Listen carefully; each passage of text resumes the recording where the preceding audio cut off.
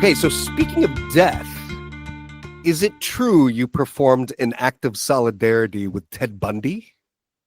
I looked at the word solidarity because at first I was like, I don't really think so. But I looked at the definition, and solidarity means you're kind of doing something as much as in unison with somebody else as kind of like in support of that person, right? So the answer, I think, is yes. Ted Bundy was put to death by the state of Florida, and he, like most prisoners, and I think everywhere but Texas. Texas, I don't think lets you have a last meal. Most states let you have a last meal. Oh. I feel like it's because there was somebody who like so grotesquely gamed the system. It was like if you're spoiling it for everybody else, nobody gets to have the nice thing, because he requested this massive last meal. And they always make an effort to get you as close as they can. So they got this guy this massive last meal, and then he just like let it sit in his cell. And they were like, we sunk all this money into this last meal, and now you're just like sitting there. And last meals in general are kind of controversial because some people are always going to be like, these are killers. Should we really be giving them a last meal? They're supposed to be punished because they've ended other people's lives. So it's kind of controversial to begin with. So Texas also isn't exactly known for its fair judicial system. So the combination was just too much. And so Texas, I don't think, does last meals anymore. But at the time, at least, Florida did. And Ted Bundy did not have a request for the last meal.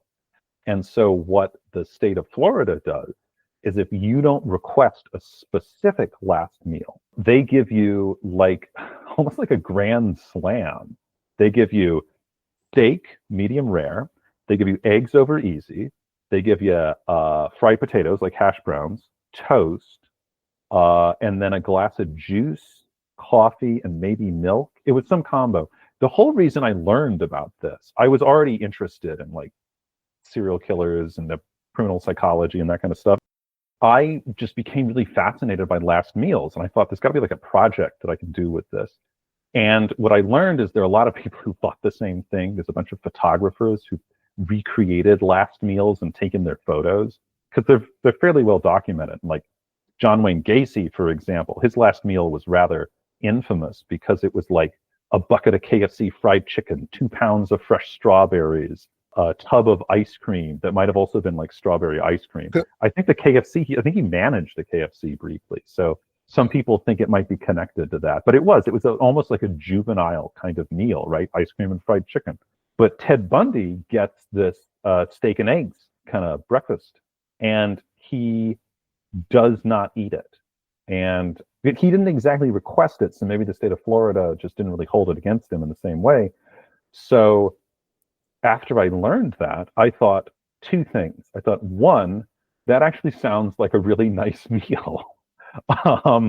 And so two, I thought, you know what I'm going to do every time I go to a diner and I have the wherewithal, I have the time and the inclination, I am going to order the Ted Bundy special.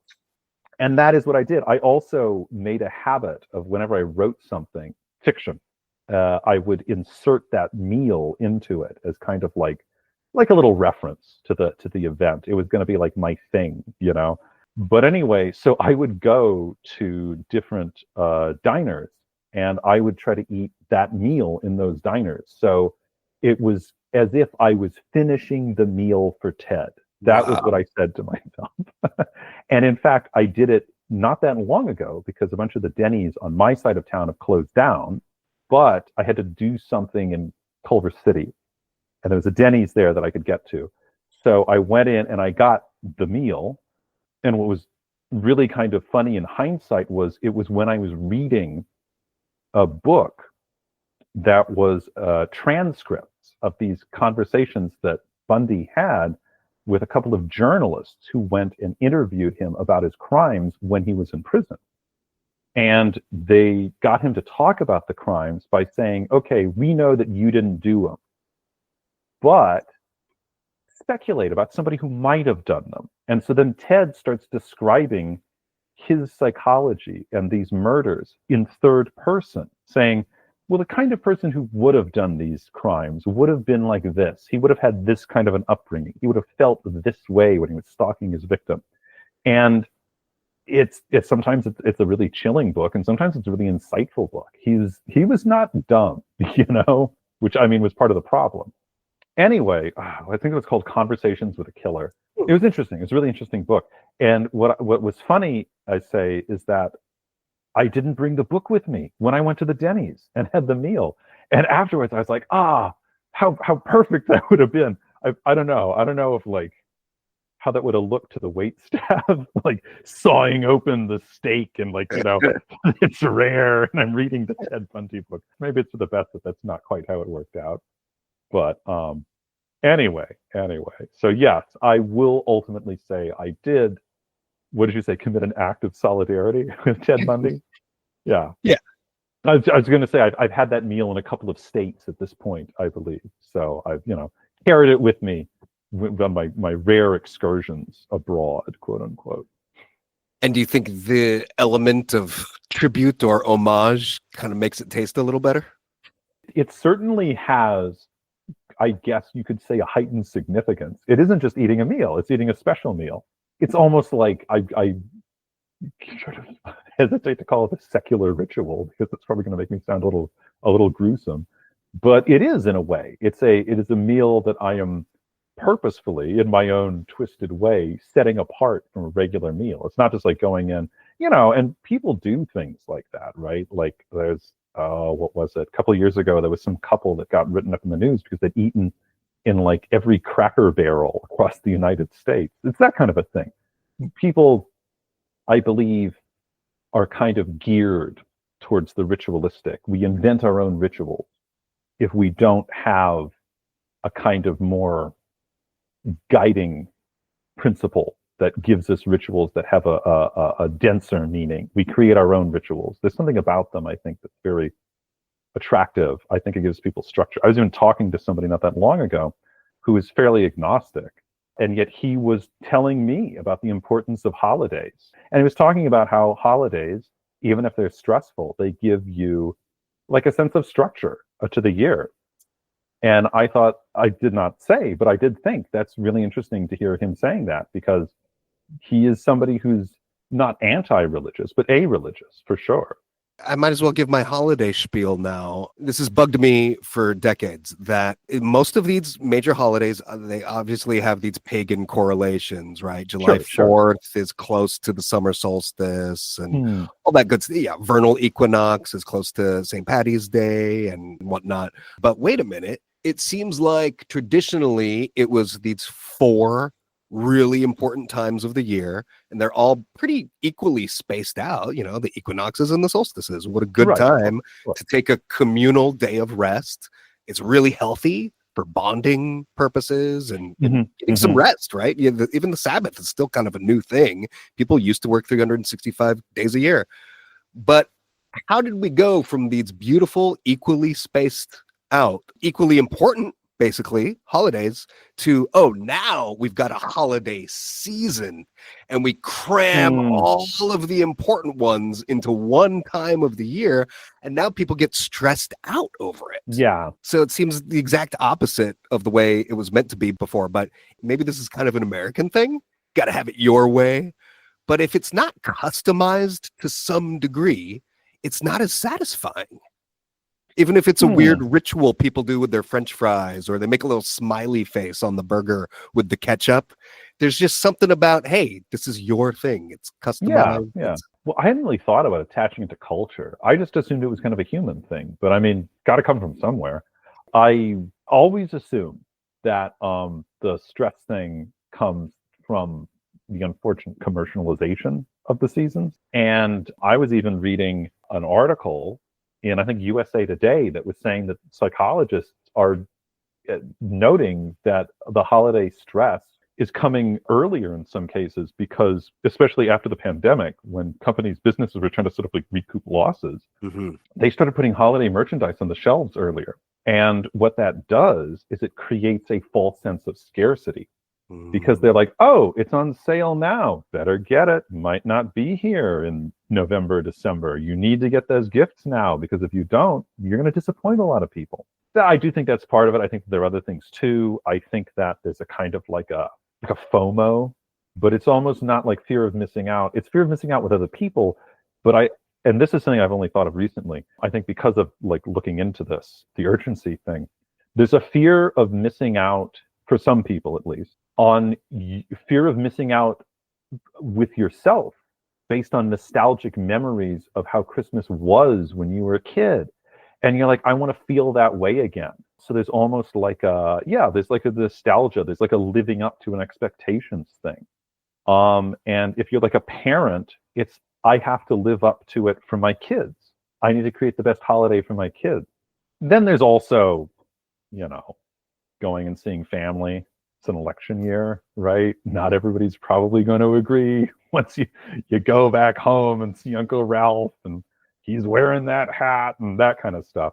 So I do feel like it's a little bit of a stew. But the reason why I signal out commercialism to a certain degree, spirituality is a soft spot for me. And it's kind of like, that really is supposed to be the point of these things. The thing that I like about Christmas is that you're kind of like, the society, it expects you to be joyful. And it's kind of like, I know some people are kind of like, oh, that creates almost like this, they're telling you how to feel. It's like a uniformity kind of thing. And I'm like, well, yeah, but it only happens once a year. And I mean, honestly, is that such a bad thing to kind of like aspire to? I always think of a piece of literature that is very critical of capitalism, which is Charles Dickens' A Christmas Carol.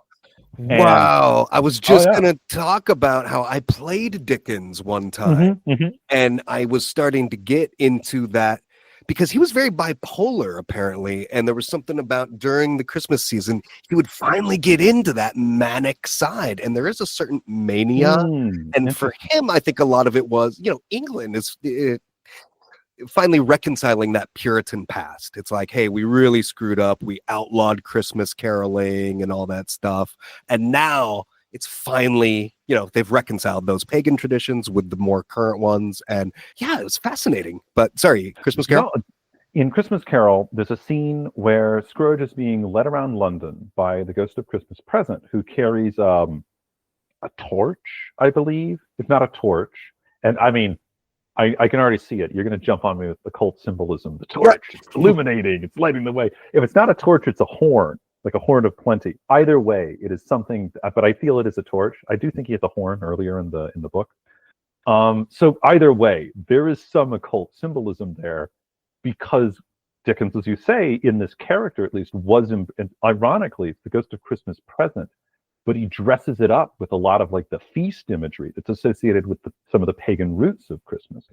So I hadn't really thought about that until this literal second, like how the ghost of Christmas Present has such classic, almost esoteric imagery tied into him. But they're walking around London, and it's allegedly Christmas Day of that year, so whatever, 1889. And I think it was earlier than that. That's the year of Jack the Ripper. And he's got his torch, and they can't be seen by the people. There is spirits, right? And so the people that are wandering around London can't actually see them. And they happen to pass these two businessmen who are fighting in the street. And the ghost of Christmas Present just kind of takes his torch and shakes it over them. And, a little Christmas magic or whatever sprinkles down on them. And what they do is they stop fighting. And they say, you know what? We can figure this out later. It would be a shame to fight on Christmas. Let's go get something to eat. Let's be friends, even if it's just for today. And that's kind of like, that's the thing about Christmas that I think is pretty powerful, that can be delivered as almost like a secular sermon, hey, even if it's just for one day, because the point, obviously, I believe the point of any kind of religious ritual is, can you take this thing and bring it into the rest of your life? What is it? There's a sentiment in Buddhism that says it's one thing to be able to meditate in a monastery. It's another thing to be able to meditate in a busy street in Bangkok.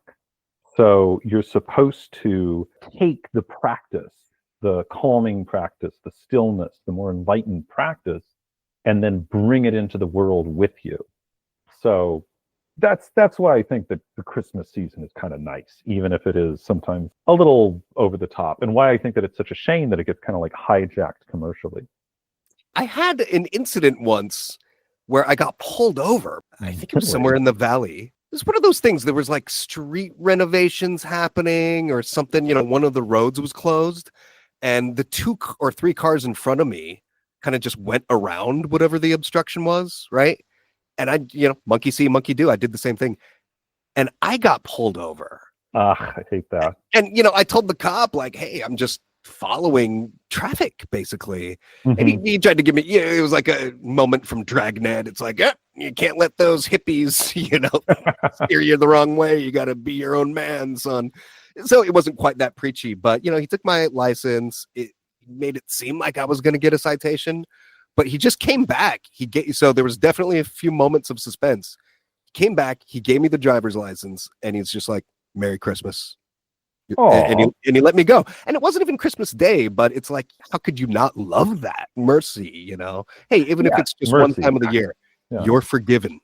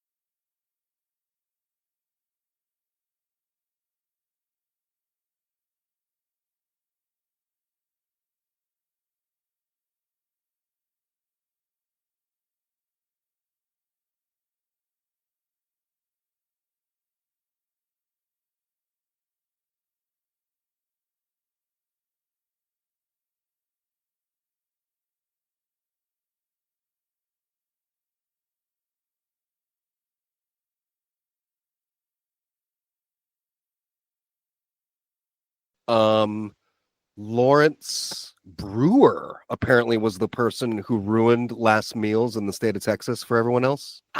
Did not realize last meals were controversial because I saw an interview with like a prison warden decades ago who was dispelling a lot of those myths. Maybe he could only speak for his state, but he's like, it's not true that they can have anything they want. They can have anything that we have. So yeah, it's usually steak and potatoes, something like that. And I mean, I teach a 4th grader now who's really obsessed with serial killers. He asks me a lot of stuff. Apparently he's got another teacher who wears Jeffrey Dahmer glasses. And I'm like, how do you even know who Jeffrey Dahmer was? He died like 25 years before you were born. Really, in fourth freaking grade. I mean, come on, man. Yeah, he hasn't even seen the Netflix series yet. He was asking me, is it true they can even eat a baby on death row? Some people, they think that the last meal is some constitutional right. But as you pointed out, it obviously varies from state to state.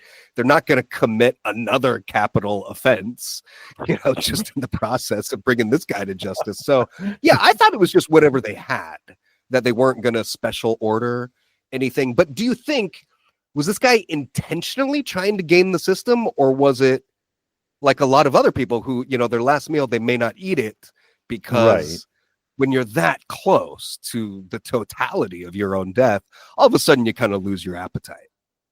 I mean, in the case of Bundy, I would assume it's the latter because, again, he specifically did not request something. They gave him the default last meal.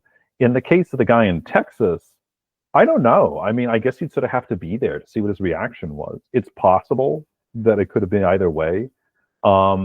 I wouldn't be surprised if I heard that he was just like, because gaming the system is like the wrong phrase. Really, it would be more like he's trying to stick it to them, right? It's one last like spit in your face kind of thing.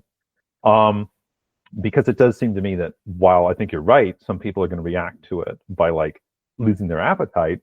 I would not be surprised if some people go to death row feeling a little incensed. As for the food, like what requests they could make, I do think it varies from prison to prison. I do know that there are some that just say, you can have your choice of whatever you want that we have. So yeah, maybe it's steak and potatoes. Maybe you get like an extra chocolate pudding or something because that's like what the dessert that we have on tap or whatever. So I do think it varies from prison to prison.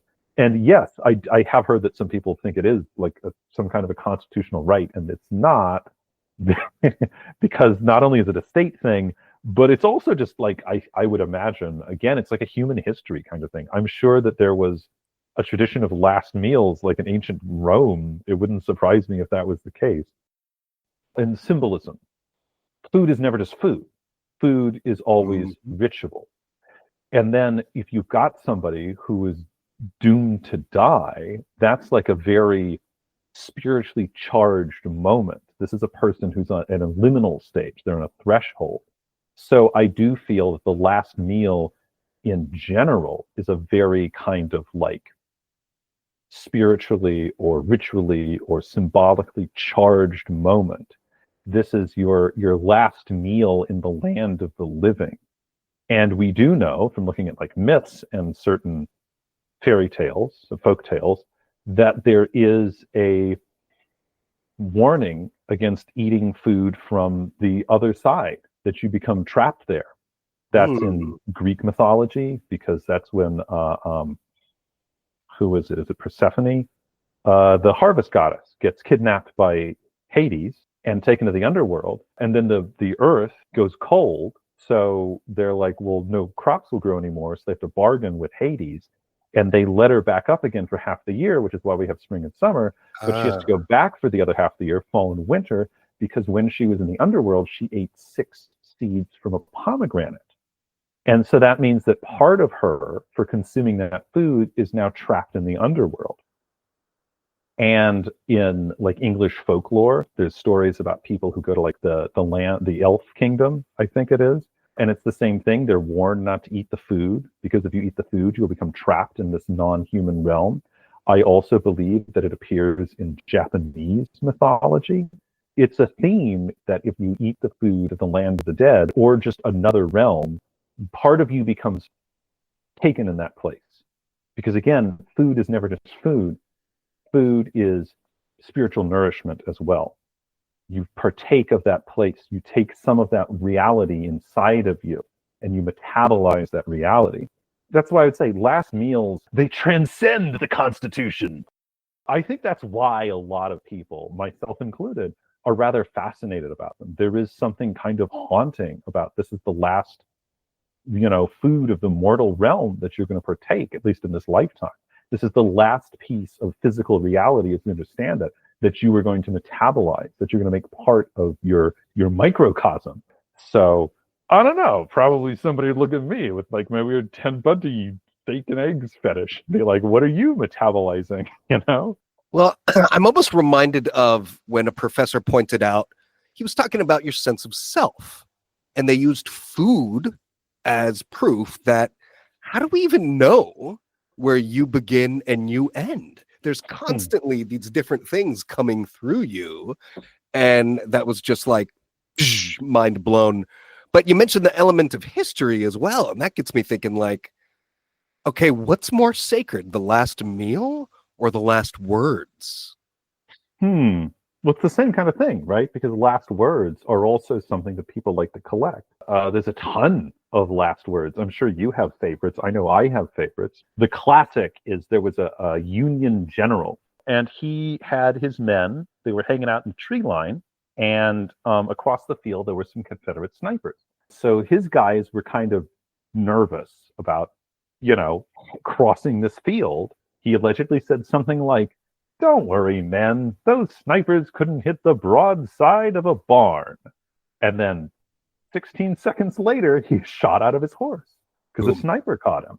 But my personal favorite, allegedly Che Guevara's last words were, "Quick, tell somebody I said something smart," something like that. But my personal favorite was, because there was some, I forget, it was some magazine that it had an article about last words. Maybe it was The Atlantic, actually, now that I think about it. And then the following month, people wrote in with their favorite last words, maybe ones that weren't included. And one person said, and this is what I always remember, it's why it's my favorite set of last words. Somebody said Oscar Wilde's last words. Oscar Wilde had a rather tragic end. He ended up in prison, which is, he wrote one of the great pieces of English literature that was composed in prison. And he was called Reading Jail, I think. It's an epic poem. And it was the last thing that he ever wrote. And he was finally let out because he was older and he was unwell. And so they kind of like, the court took mercy on him. They let him out. And I believe he died in Paris. And he died in this hotel. And allegedly his last words were, "Either I go or that wallpaper goes." And then he died.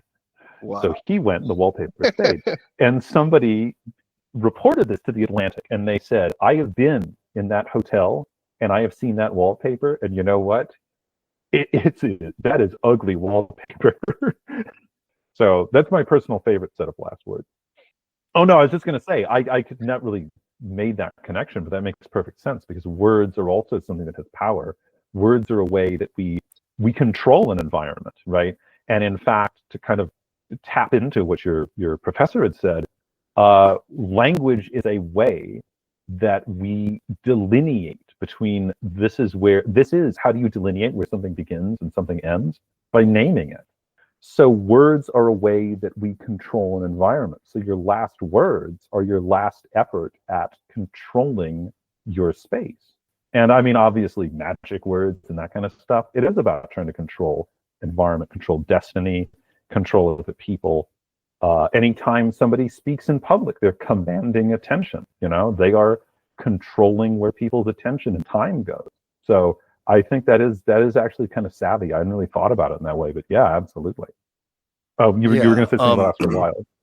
Well, he's just so quotable. I mean, I feel like he's the most quotable person probably ever. I could just read a book of his quotes and probably enjoy it more than any of his actual like plays or things like that. But I love the one where he says, "I always have my journal when I'm on the train. That way I have something sensational to read." Which is kind of like, I mean, every once in a while, people will ask, like on social media, like, "Hey guys, what's a great anime show?" And I don't know, because I was never really that into anime. So I'll just respond with like, "Hey, the best anime show is the one that you're going to make yourself." And they're like, "Whoa!" So Wild is that kind of thing. Hey, we try. But yeah, there was an episode of Oz, that prison series on HBO. Someone was being executed, and the last words were like through the intercom, right? There's a microphone, presumably, in the chamber. Yeah. And the people that are tasked with like making note of what he says, the intercom malfunctions. They're like hitting the button. They're like, what? And then boom, the guy's already dead. And it was such a powerful moment because as the audience, it's like, what the hell? This is history. We have to know. What if there was some secret? Or even if it was just one last jab at the system, we still want to hear it. We're paying for this. It's it's more expensive to legally execute someone. Those death chambers are not cheap. And some of the drugs they use, it's really hard to believe, hard to accept. Because people are like, hey, you can get rope for like 5 cents. But I mean, like lethal injection. I remember there was someone, it took 3 days for him to die of a lethal injection because it was probably a state like Texas. And they're like, we're running low on that drug. We better use up what we have because it's about to go bad. And it's like, that's even more cruel, If you ever read or saw a production of the Laramie Project, the one about Matthew Shepard, was a really interesting case when it came to whether or not the killers were going to get the death penalty.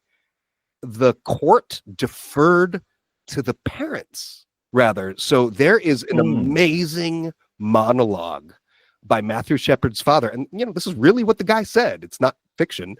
And that's what's so powerful about that play. They spent like months just interviewing people in that community and just kind of put the best of together like a clip show.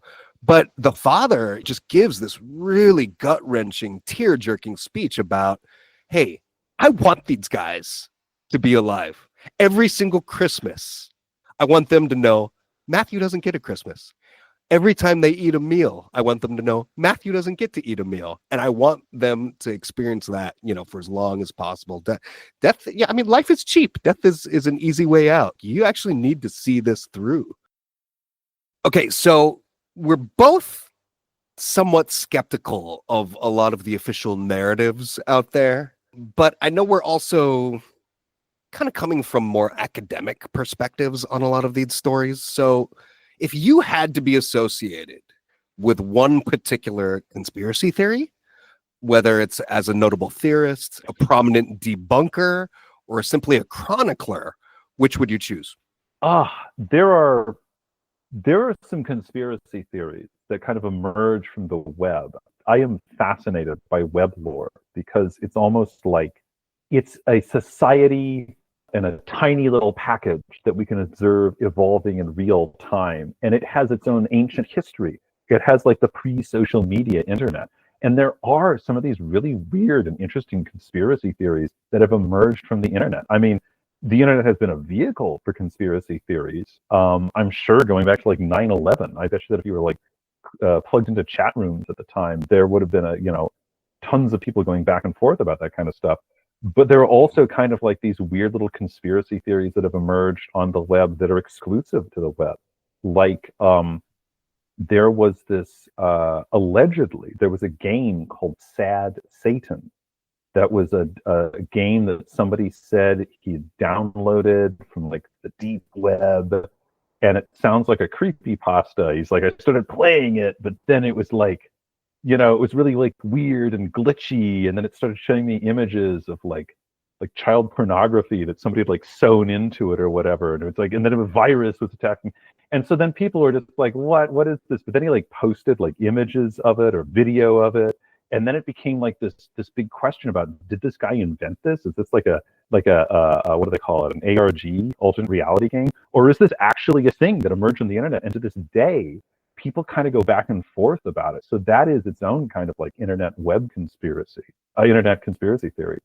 So I would love to be a chronicler of kind of like, and there are other ones. There are other ones that have emerged from some of the boiler rooms, shall we say, of the internet, especially about like celebrities and whatnot, and celebrities who are also internet celebrities. I don't know how serious it is, but there's the YouTuber Mr. Beast. There is a semi-prominent conspiracy on certain dark, unspeakable corners of the internet that try to associate him with the Antichrist. And they cite things. They say, "Oh, he'll perform miracles." Well, look, he's got his video where he says, "I'm giving sight-giving surgery to 100 blind children in a third world country," and then his name is like literally Mr. Beast, like the beast that comes out of his. Yeah, so it's kind of like there are these signs, and I don't know how serious it is, but it's something that gets repeated in the echo chambers of the internet sometimes. So I don't know. That would, to me, I think would be kind of interesting because I just don't know that anybody. I'm sure somebody has kind of done a chronicle of that kind of thing, but I would love to be a person who's part of that from a more academic perspective. No, I was gonna ask what yours was. Having to draw again, where does one thing end and another begin? A lot of the stuff I wouldn't think of as conspiracy. I mean, when I think of conspiracy, it's like high level, powerful people getting together, planning how to keep us down, right? That's the classic thing. But no, Right. like, yeah, that sort of fuzzy period of internet, web lore. I mean, I had another student bring up to me recently, Slender Man. And I'm like, how'd you know about Slender Man? Oh, yeah. That was before these kids were born, for the most part. And this was like a third or fourth grader again. So, I mean, do you realize that somebody was stabbed? There was almost a Slender Man murder. Yeah. But yeah, it's really powerful stuff. I also had a student, this was years ago, they were describing something that starts by just opening up this weird thing he found online. But it's like, then he gets linked to this other thing. And then there was this guy with these red eyes, and it was just haunting. And the kid actually wound up crying. And I mean, I found it very relatable because it's like, yeah, sometimes you get sort of enveloped in these things that are really intense. You don't know what you're getting into. But also, it sounds like there might just be a virus on this dude's computer, and maybe he needs to take some time away from it or take it to the repairman. But it is really powerful, especially when you're young. I mean, it goes back to sort of the Bloody Mary games. I remember kids at my elementary school, even, the lights at the bathrooms, they were not made in a way that the kids could turn them on and off. It was sort of, there was a fixture covering it. Kids, because, you got to turn the light off to do the Bloody Mary thing. They were getting paper clips, trying to like jimmy it to turn it off. It was insane. I mean, that's more dangerous than anything that's going to appear in the mirror. Yeah. My go-tos are obviously JFK. That sort of ripped everything open. That was the end. I mean, that was their 9/11. That was the end of their age of innocence for that generation.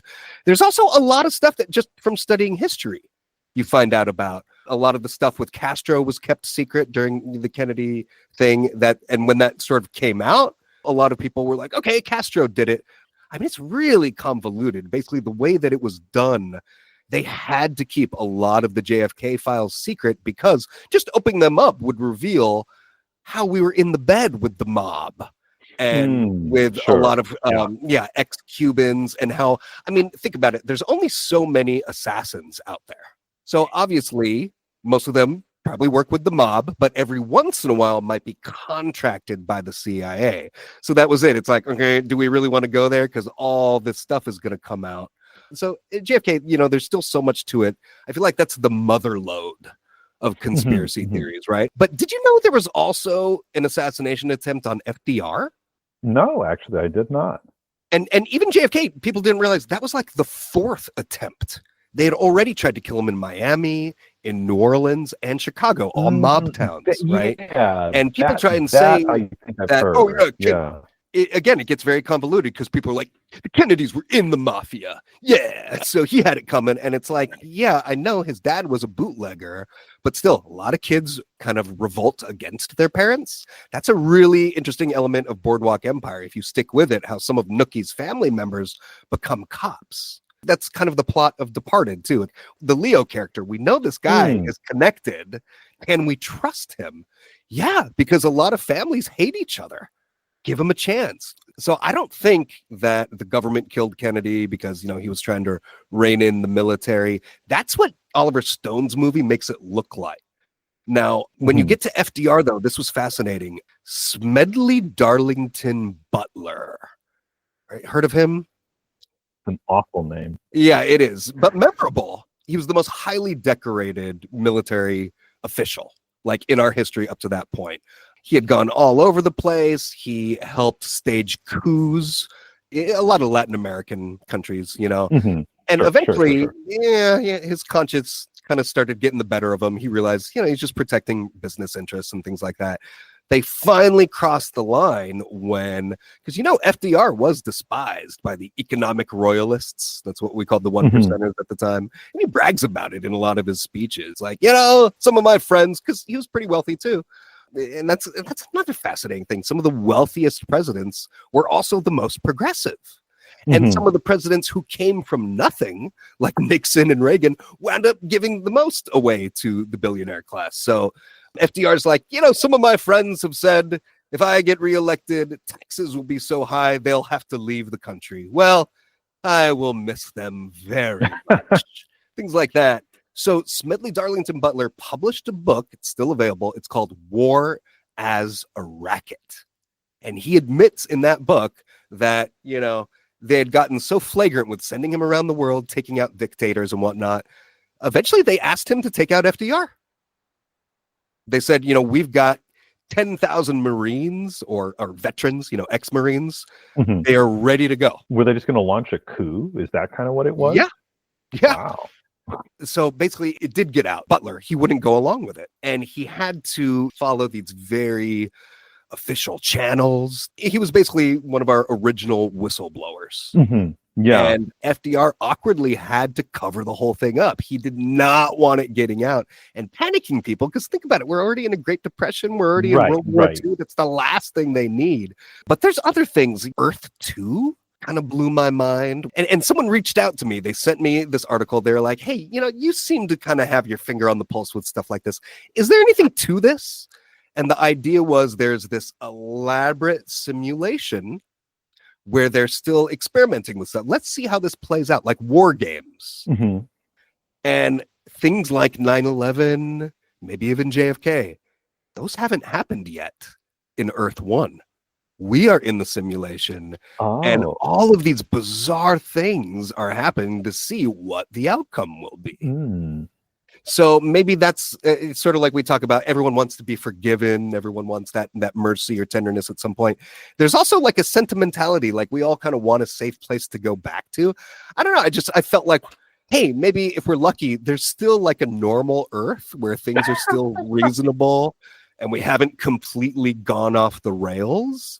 And that was in the Matrix too. It's like, oh, you had a deja vu. Tell us what that is. Whenever there's a deja vu, that means there's a little glitch in our simulation, and we got to fix it. So right. I mean, and then there's the really Matrix became like a buzz phrase, meaning when just something weird happens, you're driving and then you appear to pass the same car like 2 or 3 times in a row.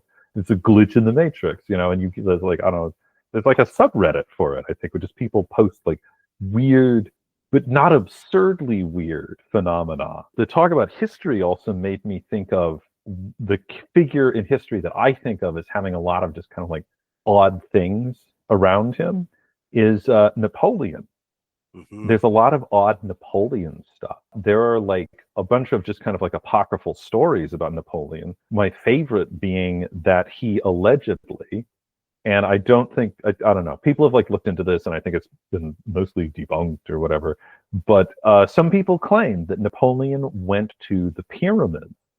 And some people say he went inside of the pyramids, and that's the part that seems like a little unlikely. But certainly he was in Egypt, and certainly he would have toured antiquities. So it's possible that he went and hung out by the pyramids. But in the story, he's like, he wants to go and visit the pyramids by himself. And like he hangs out in or around the pyramids. Maybe it's night, maybe he's there for a couple of hours, but when he comes out of them, he's visibly shaken.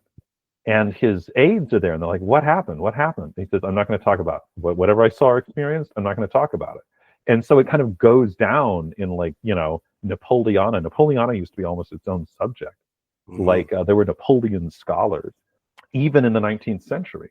And it kind of becomes this thing about, well, what did he like have a vision or something? If you read his writings, and Napoleon didn't exactly write anything, but he had like biographers that followed him pretty closely. So we have a lot of records of Napoleon's original thought. He had a very interesting relationship with destiny. He treated destiny almost like a deity. There's some quote of his where he basically says, I don't know what it is, but I know that destiny has something great in store for me. And until I achieve that thing, I'm practically invincible. I am invincible, But as soon as I achieve it, whatever it is, a fly could bump into me and I'd fall over and die, basically. So that's, I think, why some people get this pyramid story in their heads, and they start thinking, well, maybe he like saw some vision. Maybe that's where he like connected with his destiny for a moment. And then on the flip side, you've also got stories about, there's some conspiracy theories about the Rothschilds. Allegedly, the Rothschilds knew that Napoleon on the continent was being defeated in Europe, but they held on to that information before they spread it around the English press, so they could run around and start like buying up resources for cheap while there was still like considered to be like a national crisis going on. So it's even connected to like the future looking conspiracies. Napoleon is almost like this hinge of history where like the old occult stuff is brushing up against the new conspiracies that are going to emerge in the 19th and 20th centuries. That's what when you start talking about history, I think that there's probably a lot of ancient conspiracies that we aren't thinking of immediately. Like you say, JFK is, for Americans, JFK and 9/11, 100%. Those are the sexy ones. So I bet there's like a lot of older material that's worth mining. And I think I told you this. I read a book once that was really interesting. It was by a respected historian, and her thesis was that Christopher Columbus, rather infamously, he never believed he found the New World. He was convinced he found Asia. It didn't matter how many times people were like, Chris, this is Cuba, this is Mexico. He's like, no, it's not. It's the Indies. I'm convinced. Because he was trying to get to China. Right. This historian wrote a book where she says, and she opens up with the siege of Constantinople, and how that was a really shocking event in Christian Europe, and how some people tend to think that when we're coming up on kind of like these big landmark years, the year 2000, what existential dread there was about the year 2000. When Christian Europe was coming up against the year 1500, there was like a little bit of that apocalyptic feel in the air. And because Constantinople, which was this jewel of a city of Christianity in the Near East that had, been around since Rome, when it fell to the Turks, a lot of people freaked out and they thought maybe this is the end times now. And so her thesis was Columbus was part of a small movement within Christianity that was trying to prep for the end time. And they thought, how can we better prep for the end times? We need to amass resources and kind of like get some alliances going. So let's get established trade with China that can circumvent the Near East where there's so much trouble going on. Because everybody fully admits that Columbus was trying to like circumvent going through the Near East where they had to like brush up against Eastern Christians, but also various Muslim kingdoms. It would be more advantageous to have their own route. There was also this conspiratorial religious purpose behind it as well. So that caught my attention, probably for that same reason that we're saying, because we both have an academic interest in this kind of topic. So, but I also think it just kind of proves that, yeah, there are a lot more interesting strings that have been pulled throughout history than we necessarily think of. Well, something that bothers me ever since I learned this, they make such a big deal about 1492, the year Columbus sailed the ocean blue, and they conveniently leave out 1492 is the date the Spanish expulsion of Jews began. And it's not a coincidence 2 Jews financed his trip. I had always suspected that he was maybe half Jewish or something like that too. Allegedly, they prove that now. When I was teaching U.S. history at the yeshiva and we got into Columbus, I did share the point because it was in the textbook, but he had a woman's hand cut off because she mentioned something about his mixed ancestry, which they say about Hitler as well. That he was like maybe quarter Jewish or something like that. So they freak out, especially in these time periods where, we're being expelled, we're being murdered, we're being forced to convert. So I think there was a rabbi and a jeweler that both helped finance Columbus's voyage. So, I mean, that would definitely make sense. And also, the proof is in the pudding. Some of the biggest Jewish populations, every once in a while I look this up and I feel like I'm always surprised. It's like, what? Mexico has more Jewish people than Holland. Argentina has more Jewish people than I think any European country except France. So yeah, there were big movements. There was even a philanthropist who had bought a bunch of land in, I think, Argentina. And it was supposed to be this safe haven for Jews. You know, you're going to live on the land. You're going to have your own little farm. And it didn't really work because we are by nature really into education. We're teachers, we're scholars, and we're kind of meant to be more city folk. Like, you can't just sit on a farm and do your own thing. You have to move around. You have to share that light. And look at how many cultures have been influenced by the Torah. And in fact, Napoleon, okay, this is one of the most curious things I ever learned about him. Maybe you can debunk it. He was apparently trying to look into proof of God. Can we prove that God exists? And he apparently commissioned it somehow, you know, sent some of his goons out to come back with proof. And the best that they could do was the Jews. They were like, you know, we're really looking into it. And it's like they've been trying to wipe these people out for millennia. Somehow God has chosen them. These are the chosen people. And that bugs me, you know, because people are like, Zionists are just Nazis. You think you're the chosen people? That's what Hitler said. Well, if anything, the more common pushback I hear is no, it means we chose to follow God's laws. We chose to actually make this our lifestyle. It's not the other way around. But I'm like, no, it's even more powerful when it came from a goy. So if Napoleon had actually been the one who coined the term, or his commissioners had coined that term, chosen people, that kind of, you know, negates a lot of these accusations. I feel like I have heard that story before. And certainly Napoleon was interested in world religion, probably because he was in Egypt. He was briefly interested very much in Islam. That appears in some of the writings that are immediately about him. Based on the art and architecture that he brought into Paris, he was interested in Greco-Roman stuff, you know, portraits of him wearing like the victory wreath. And that story does sound oddly familiar. So I'm not going to debunk it because I feel like at the very least, it probably is part of like the established Napoleana. And again, so much of that is kind of mysterious. Part of, I think, what makes him so intriguing. It's almost like the Elvis is still alive thing. Some figures are so larger than life and so charismatic. Conspiracy theories are drawn to them rather than they are drawn to conspiracy theories. I feel like that vibes with Napoleon's character, as I understand it. So I'm going to file that under could be. I mean, I guess with the FDR stuff is obviously not a theory because that's been proven. Right. Some of the JFK stuff, they did. I mean, obviously, I think the mafia killed him, despite the father connections. When you look at the first 2 years, I mean, they only really had a couple years in office.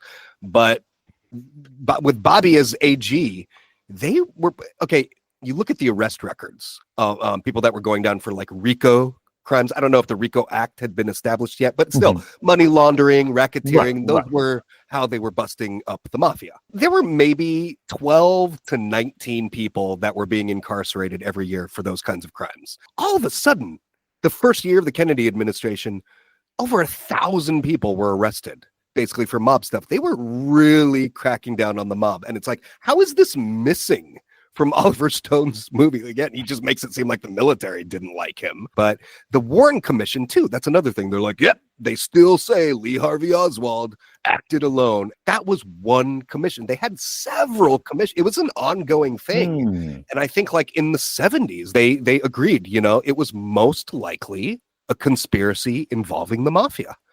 So I feel like those are kind of bad examples of conspiracy theory because these are actual conspiracies. Shakespeare, I gave a lot of attention to that in a previous podcast. Yeah, Derek Jacobi made a fascinating documentary where they break down a lot of the best, you know, highlights that Edward de Vere, the 17th Earl of Oxford, he used Shakespeare. See, when it's hyphenated, it's Yeah, and that was a Greek reference, right? Because the theater in Athens, the Shakespeare, somehow it came out of that, but it had become basically a pen name that different people adopted because it means like poet, playwright. It's like a code. So when you see it hyphenated, it's not supposed to be a real name. And even in the first folio, it refers to him as a figure. And in England, figure means fiction. And also, there are warrants. Again, we can prove this stuff. The Queen, it would have been Elizabeth at that time. She was paying Edward de Vere like £1,000, no small sum in 1500s dollars. She paid him like £1,000 per year to write plays. So it's really weird. So there's a lot there. But again, that's more just history. There's more inconsequential stuff too, like the second Melania. But as far as the moon landing, I feel like that is just such bottom common denominator. Every few years we'll hear something like 50% of millennials don't believe it really happened. And on the one hand, that's troublesome. But on the other hand, why are they saying this stupid stuff about the flag isn't flapping like it should? Isn't there wind on the moon? How come there's no stars in the background? I guess they don't know how photography works. But I very rarely hear the Van Allen belt brought up. Right. Like, how could somebody cross through all of these layers of radiation and still come back alive? It seems impossible. I'll say a couple things. One, as far as the Shakespeare thing goes, out of all of them, because I know Earl of Oxford is one, Christopher Marlowe, that's the sexiest one, because it's like he faked his death. Right. It's like that seems so unlikely. I feel like the Earl of Oxford is the most likely, but privately, I do like to think it was just the Stratford man, because I don't know. I like to think that one man could honestly be that smart. There's something kind of reassuring about that to me. One of my favorite conspiracy theories is the flat Earth. Not that the Earth is flat, but that the flat Earth as a conspiracy theory, it's a false flag, right? The government created flat Earth to make conspiracy theorists look nuts. They were like seeding it and just going like, oh yeah, you people think the Earth is flat. So that now that becomes like the thing that you can hurl at people who have more legitimate conspiracies that they are theorizing about. And a theory, conspiracy theory, I think theory is a theory. That doesn't mean it's wrong. It just means that it's something that we're speculating about. We don't have all the information on. I am with you 100% on the moon landing. That's the one that's, in a way, the most interesting to me. And I know it's like such a normie conspiracy theory, but it's like I have no skin in the game. Like I say, if I woke up tomorrow and I heard that somebody was able to convince me 107% that we landed on the moon, I'd be like, oh, okay, cool. If I woke up tomorrow and the government, they're on TV and they're going like, all right, you caught us. We didn't really land on the moon. I would just be like, oh, okay, that's equally cool, I guess. So it's fascinating to me to see the people who do have skin in the game. And was it Buzz Aldrin who punched that dude out? That's how seriously bro takes. Like, you didn't land on the moon. And one of my favorite things that emerged from all of that was there was an episode of the Mythbusters where they looked at some of the things that you're talking about, like, oh, the shadows, the craters, and there being no stars and all that kind of stuff. And so the Mythbusters said, okay, well, we're going to show that if you took a picture in that environment, the picture could emerge like that. And they set up this little diorama, and they brought in this floodlight that simulated where the sun would have been.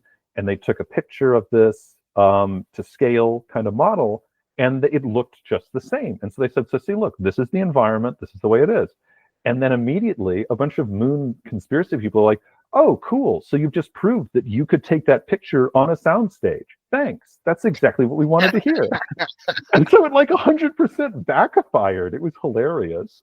Everybody just heard what they wanted to hear, basically. That's what it was. But yes, because of what it represents, I love the moon landing. I think it's fascinating. And as I say, it's because I have no skin in the game. But I did want to tune you into that kind of the feds are secretly spreading the flat Earth theory to debunk actual conspiracy theorists. Yeah, when I got stung by a stingray in 2007, I couldn't work. I couldn't even walk for a month, maybe even the whole summer. And I was on MySpace every day. It was so addictive. I mean, there had never been anything in my life that you could just spend all these hours. The point is, I became aware of the Federal Reserve, and that's another kind of classic, more John Birch Society angle. We don't trust this government. Maybe we shouldn't regulate the real estate industry after all. Get rid of all this stuff. It's not working. But I'm just like, the Federal Reserve, what is up with that? Why are we like the only country that doesn't use the Treasury for all of those needs? Why are we letting this private bank basically boss us around? And within a couple months, because I'm not working, and on MySpace, there were these really professionally made mega posts where they would just dump. It was amazing, customized graphic design. And, there'd be links to all kinds of different documentaries, some of them legit, some of them, a little bit more homespun. And I finally had this wake up call, this rude awakening, if you will. By the end of the summer, I'm like, wait a minute. I just wanted to look into the Federal Reserve. And now I'm like, I'm into aliens. I'm watching stuff about Satanism. That's exactly what they want, right? Because they want you to sound like a kook. So I'll say my all-time favorite is probably Phantom Time Hypothesis. Now explain that. You'd mentioned that before, and that one I was unfamiliar with. So I think the long and the short of it is, hey, the year is probably a little bit closer to 1724, and so that means 2012 really is still going to happen. Oh, interesting. I mean, every culture seems to have dicked around with its calendar to some degree, and they are pretty open about that. What's interesting is, you've got like the Hebrew calendar and the Chinese calendars that can kind of let you know, like, okay, it's not that crazy. It's not like they just whipped this up out of nowhere. There are still, a lot of timelines that do match up. But even, you look into those, like the Hebrew calendar. So they admit, Gerald Schroeder has done some great work. He's a physicist, and he kind of tried to reconcile some of the Torah numbers using modern Einsteinian formulas. And he's like, these numbers actually do add up when you use relativity, when you take into account that, like, time does stretch at certain points. I mean, he makes the point that the Bible is actually pretty accurate, at least the book of Genesis, when you compare it to a lot of the scientists from that time, and even a little bit after, the more heliocentric schools of thought. At least in Genesis, it says, hey, it started in the heavens, then life happened on earth. Water animals came first, then flying animals, then land animals. Right. That's pretty close to evolutionary theory. And it's amazing that they were even putting that stuff down back then. But he mentions in this book I was reading, The Science of God was the one I read. He's got other ones too on about Big Bang Theory and whatnot. Fascinating guy. He's actually still alive. And just, people act like it's science versus religion. And I wish they knew how many Orthodox Jewish scientists and physicists like this guy there are out there. But sorry, the point is, he mentions in Science of God that the way they determined those early years on the Hebrew calendar were just by adding up the ages of the patriarchs. Now, I don't think Noah actually lived to be 900 years old. I think they're trying to make the point, whenever there's a contradiction or something like that, it's an invitation for you to take a closer look at the symbolism and whatnot. So, it's like they're all basically dicking around with their calendars. We don't really know what year it is, but it's probably earlier than we think. So I guess that's the long and the short of it, but it fascinates me, just the nature of time. And we were talking about customizing things to make it feel more satisfying. And I think that's a big element. It's just like, numbers, especially even numbers and things like, and big numbers. There's something very satisfying about them. Well, I actually did some, I'm thinking of a couple of things. One is, of course, my brain, every direction. I recently learned a bit about the convoluted history of the Roman calendar. And it's very strange because the Romans initially used a lunar calendar, as did a lot of ancient peoples. They only started using a solar calendar because of Julius Caesar, who allegedly imported it from Egypt because he got it from Cleopatra. And the reason he did the solar calendar is because the Roman calendar initially didn't even have winter. They just kind of stopped counting during winter, and then they kind of pick it up again in the spring.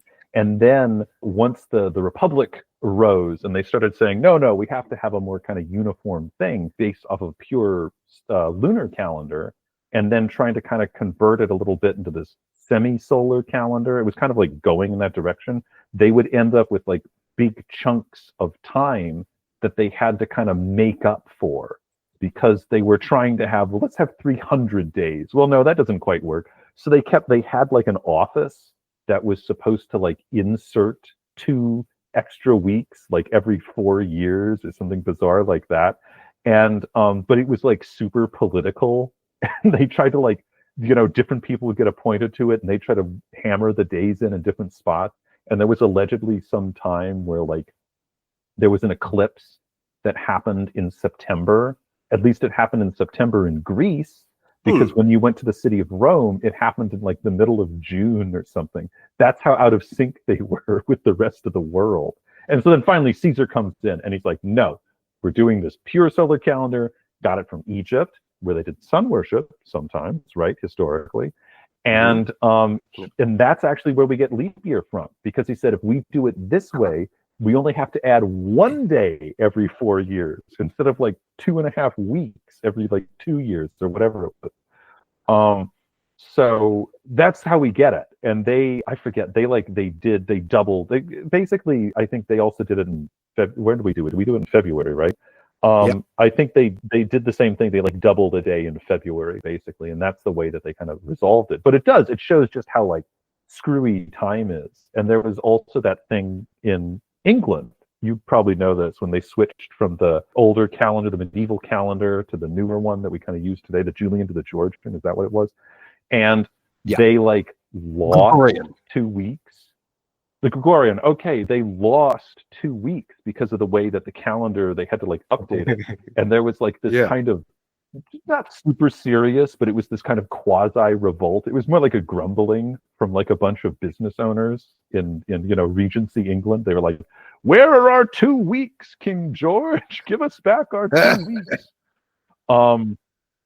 The other thing, though, that you reminded me of, because you're talking about sort of like some of the scientific validity of the book of Genesis, and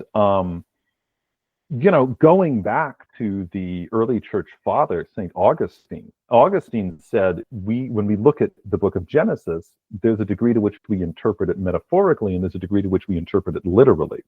So that parallel interpretation has existed since antiquity.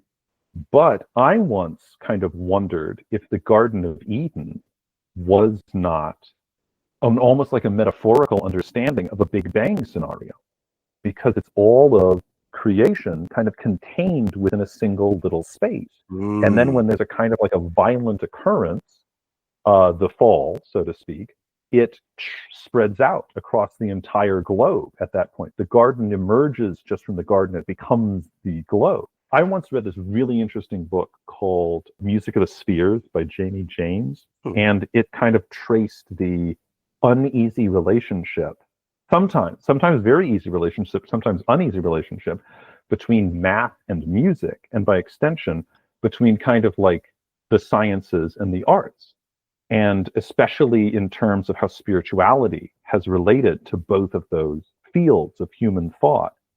And he made the argument that when science in the 19th century stopped being kind of like a gentlemanly pursuit and it became a more regulated academic pursuit in an effort to kind of like make it seem more serious, like this is a serious discipline. Like we think of Sir Francis Bacon as being like a great Renaissance scientist, and he was, but he was also pursuing it almost like a hobby because he was an aristocrat. He didn't make his money off of science.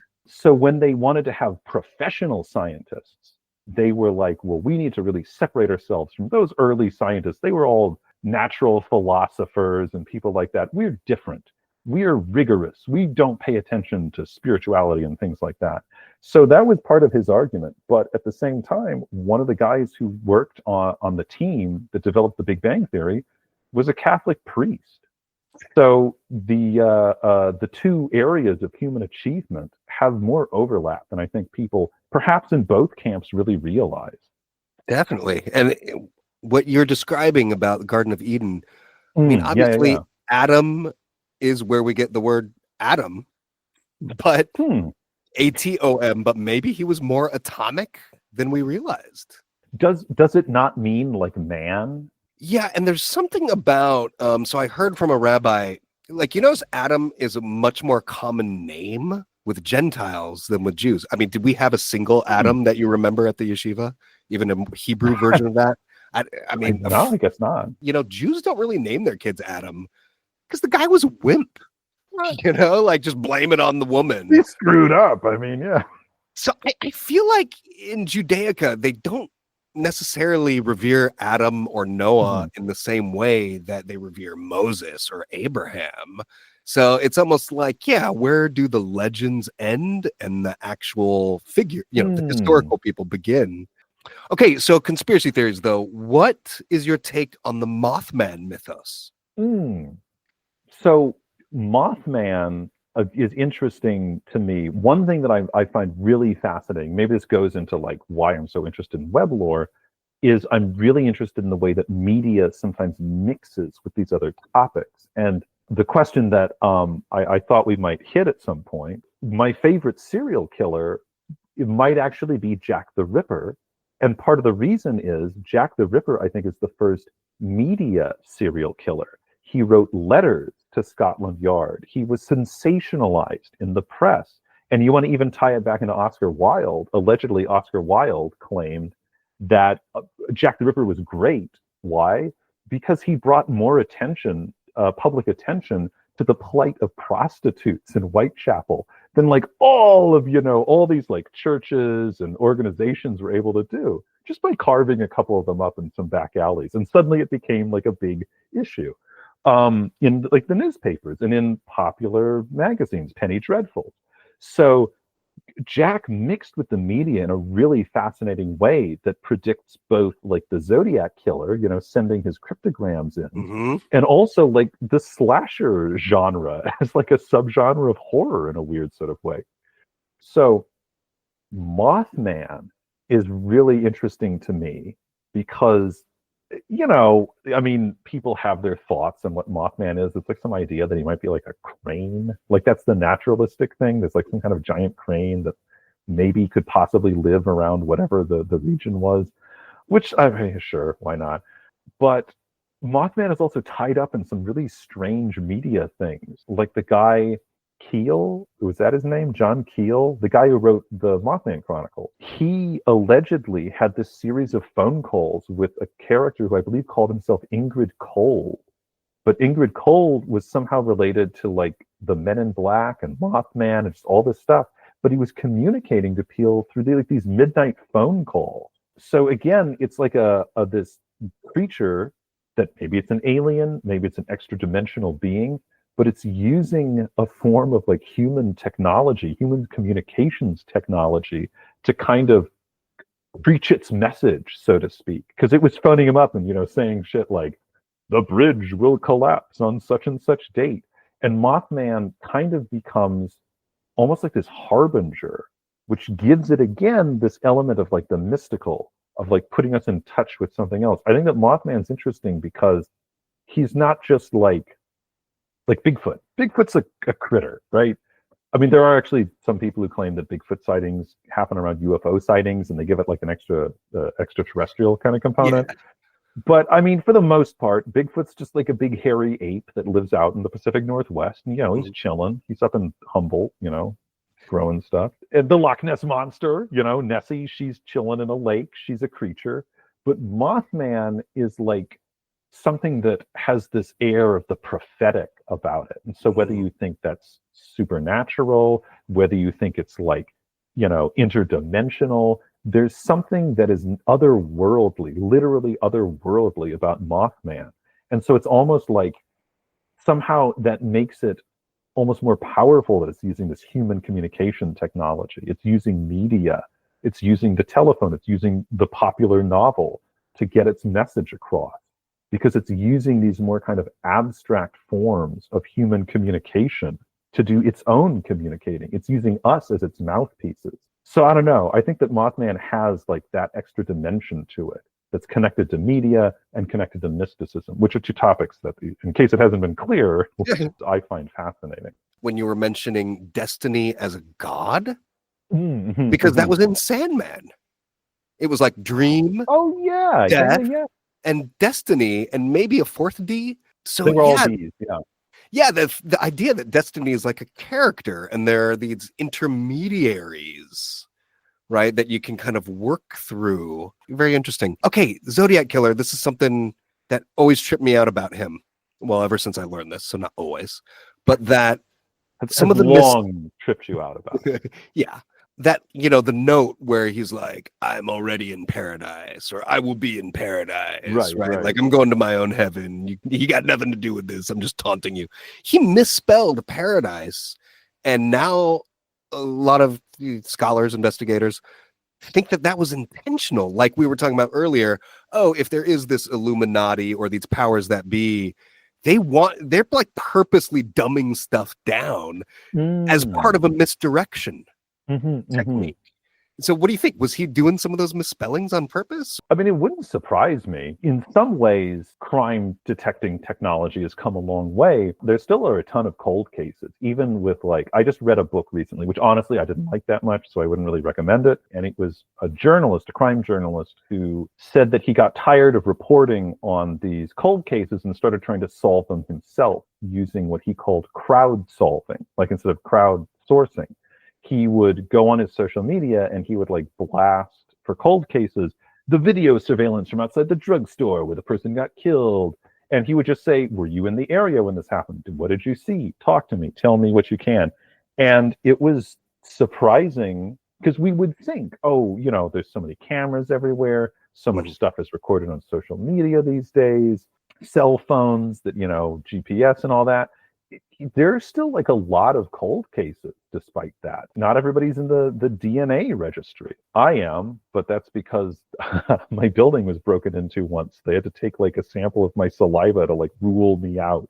Even though, yeah. But even though I'm in a database, it doesn't mean that every database has access to that. I'm in a local one. The feds might not have access to me. Certainly another state doesn't have access to me. Or they do by filling out a bunch of paperwork and going through this whole thing. And even then they'd have to know to go to that particular state or that particular county. So there still is a lot of clumsiness to our crime solving. So I think the system is kind of easy to game. And the Zodiac doesn't strike me as being, a knuckle dragger. He came up with all those codes, and people were trying to crack that for weeks. And what is it? Isn't the story there was just some guy who was a high school teacher or somebody who just liked to do crosswords? Isn't it something like that? He's the guy. Right. Yeah. So somebody who kind of goes to those lengths does strike me as somebody who, if there's an error, it would not surprise me if it was intentional. I buy that. I buy that he was trying to kind of throw some scent off. I just really quickly, I was going to say the atom thing. I asked the question about, doesn't atom mean man? Because you're saying atom as an atom, as a building block. If atom is man, it's it does take this sort of generic building block concept. It's the most basic human. It's almost like the template, the thing that all the other humans later on are built out of. So that was kind of where I was going with that. I think that's an interesting connection. It's an interesting angle, and I think a valid one. Yeah, that original building block. I'm looking it up now. It just says that it has multiple meanings in Hebrew: humankind, man, son of the red earth, and earthy. I have heard that. Yeah, son of the red earth. Yeah, why not just Earth? Red Earth. I usually thought of it as a green planet. But clay, maybe. It's like clay. Again, it's a formative material.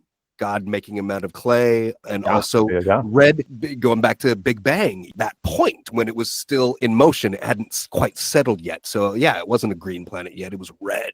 What is red in the alchemical ladder? Fire. It's fire, and it's not the final, right? It's not the basic stage, I think, is black, right? But the ultimate stage is white or gold. It's something more in the middle, isn't it? Yeah. I've got journals filled with symbolism of red. They even make meat a little bit redder. Yes, yeah, to make it look more appetizing in nightclubs. Red light district. There is something very primordial. Yeah. Whereas blue is more like, hey, therapist's office are often blue. In masonry, it's hospital waiting rooms. Yeah, it's like a calming color. It's very Yeah. in masonry, it's all about your blue book. Even if you just go to a Masonic dinner that's open to the public, they'll be like, "Are you going to do your blue book? Have you started your blue book yet? What do you think of the blue book?" It's a big deal, and of Democratic Party, it's like very few make it to blue because it's like an intellectual pursuit. Whereas one side, hey, maybe I'm a little bit biased here, but yeah, the red does represent that more base, that fire, the rage, a little bit more primordial, right? Whereas blue is a little bit more, it's intelligence, it's calming. You've kind of overcome some of those base instincts, and this is the more, long-term growth color. I was once trying to sort of put together a symbology of color, and I think that, with red, there is something kind of primal. It's life. It's a kind of, but it's life that's sort of like, I think because green is life, but it's a more kind of passive, like a vegetable life. Red is blood. It's the beginning of a life that's more active. Anyway, I never really developed it too far, but the most novel thing that came out of it was orange was a color that seemed to symbolize, at least in a couple of different ways, something that's a little bit outside of regular society. And the blends tend to be something that's a little outside of regular society. Like purple tends to be a royalty color, right? And then again, green is like the natural world, so it's a little outside of human society. Orange is the color that's worn by Buddhist monks and prisoners, both people who are outside of normal society. Orange that has its own fascinating history because for the longest time, a bunch of cultures didn't have orange. They either called the thing yellow or red. And it's not until the fruit started to appear more widespread in Europe that some of those languages began to adopt a color called orange. Right. The evolution of colors are really interesting. And when that blue dress phenomenon was like spreading, I remember that. Like wildfire, the conversations that came out of it were really fascinating. And I think, someone broke it down there just like, it depends on if something is lit from the background or the foreground, and your eye, the way we evolved. And that's how optical illusions work. Your brain has to decide really quickly, am I looking at the old lady or am I looking at the young lady? Am I looking at the rabbit or am I looking at the top hat?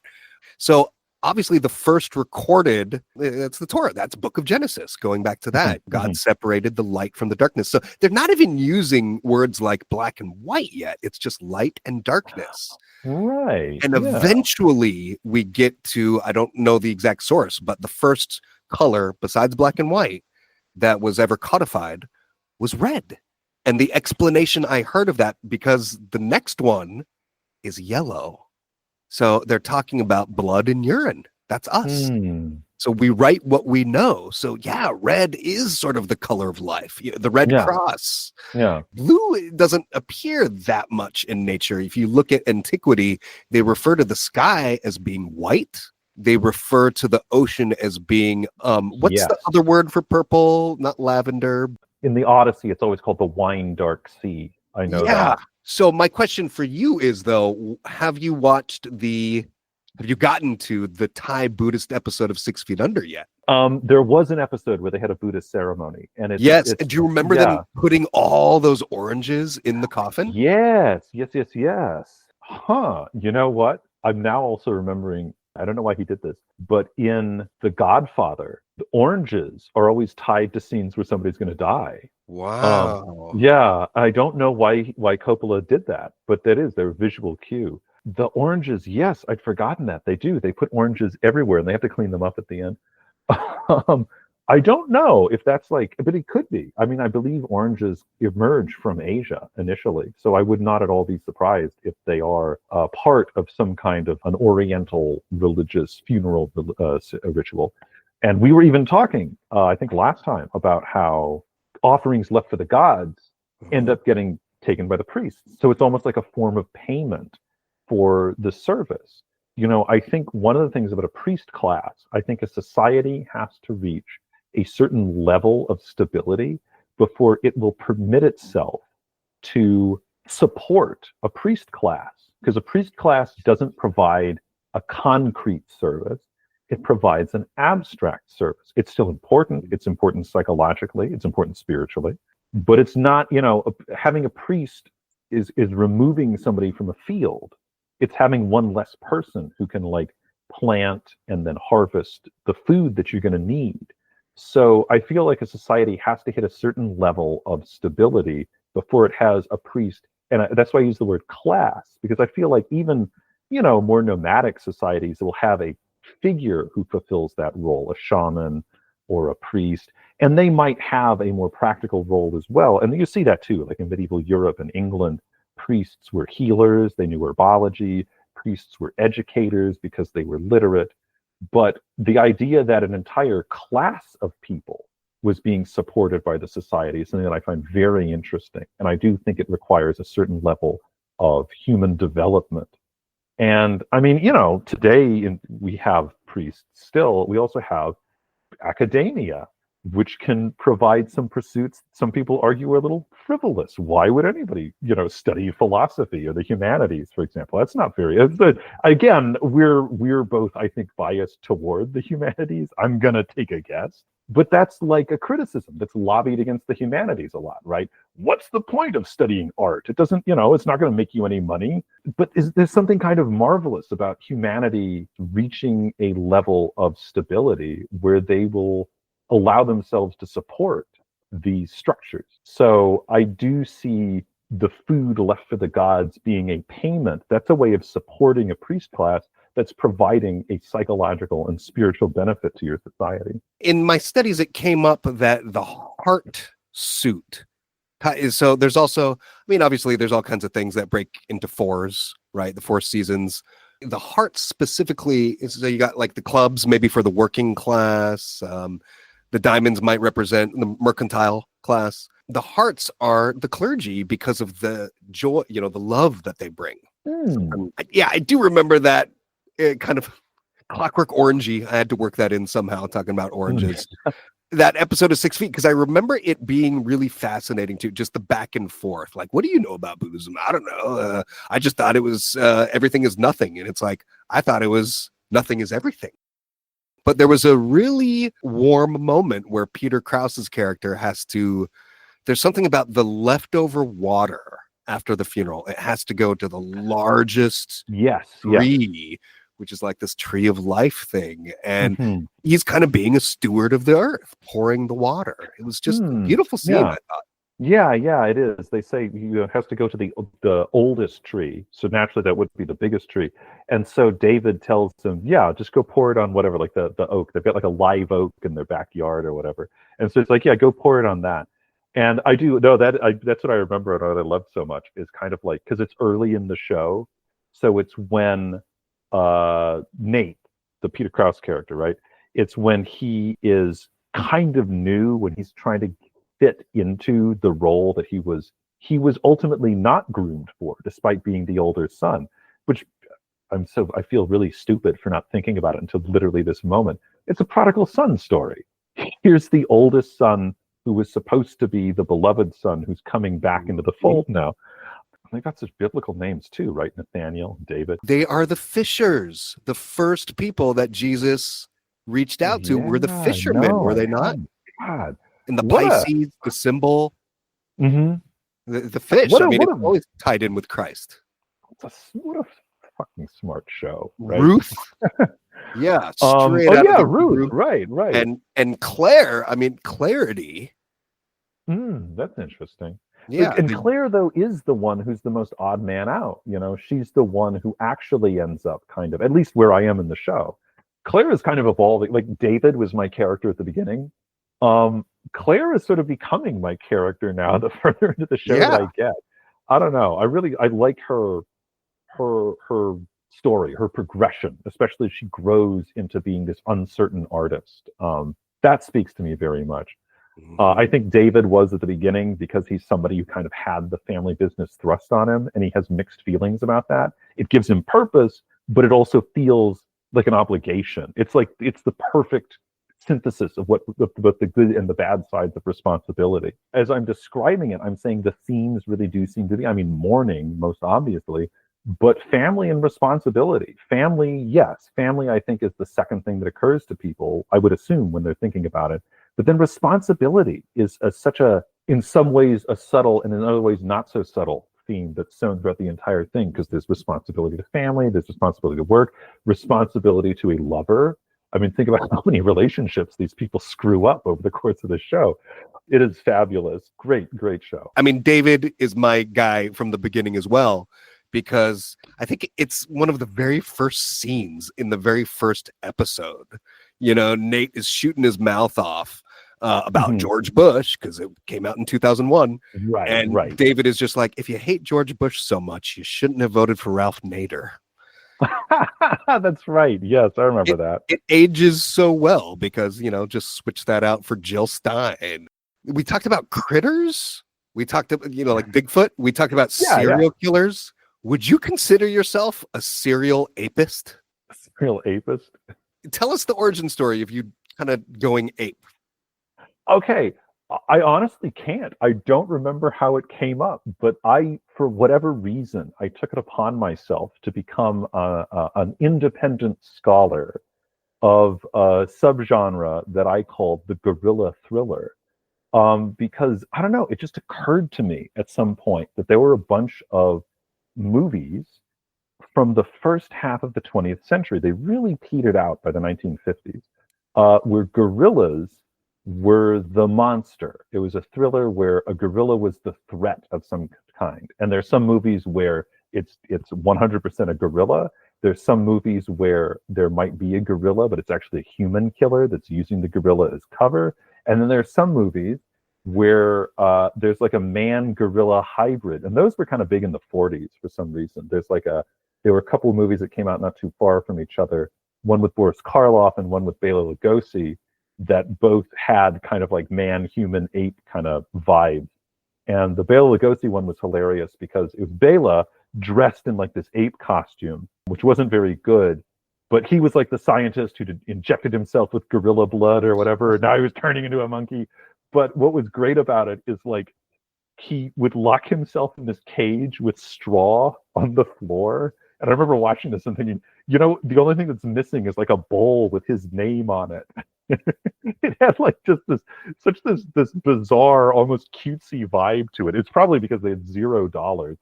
This was like a Republic cereal level of quality. So I feel like if there is a concrete origin story to this, it's because I became kind of interested somehow in, okay, I think I know what it was now, actually. There was a Netflix film that came out a couple of years ago called, I think, The Pale Blue Eye.